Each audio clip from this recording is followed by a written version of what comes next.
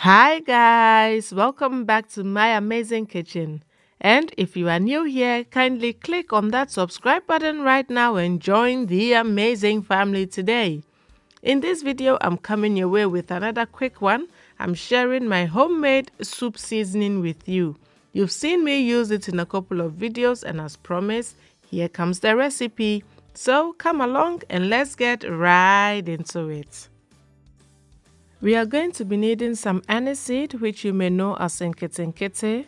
We also need some fenugreek, and unfortunately, I don't know what the local name is for this spice. So if you know, let me know down below. We need some calabash nutmeg or African nutmeg.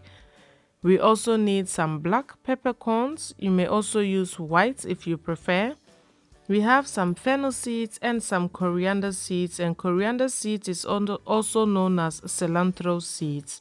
And as always, I will list down below the exact measurements that I'm going to be using.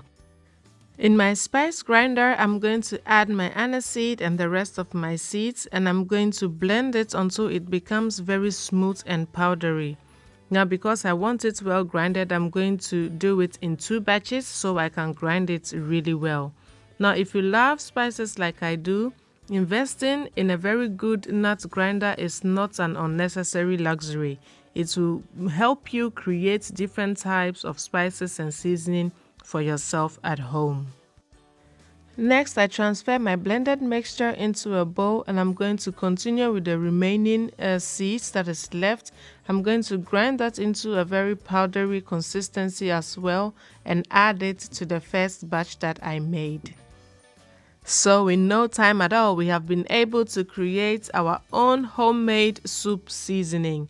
This contains no MSG, no additives, no preservatives. It is 100% natural, and you know exactly what's in there. All there is left is to store this in a very clean and sterilized jar, label it and store it in your cupboard, and it is going to last for about 3 months. I hope you try this 100% natural seasoning that beats any artificial flavorings or seasonings, and feel free to add or subtract any spices that you like or dislike, and you have yourself a custom-made soup seasoning. Thank you so much for watching, guys, and see you in my next video.